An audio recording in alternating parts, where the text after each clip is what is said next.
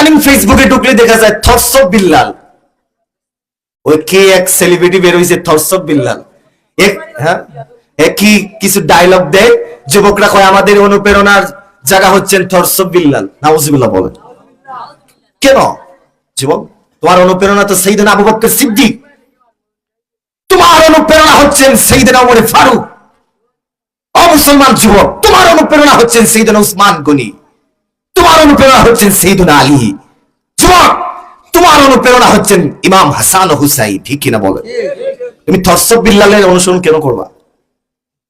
সে একজন celebrity, content creator, এই জন্যই তুমি তাকে অনুসরণ করতেছো না। যুবক, অনুসরণ করো রাসূল করিমকে, যার 63 বছর জিন্দেগি একটা মিথ্যা কথা নাই। ও কাফেররা দূরবীন লাগিয়ে তালাশ করতেছে, তারপরও পায় নাই। এমনকি আমি কোন রাসূলের কথা বলতেছি যুবক জানো?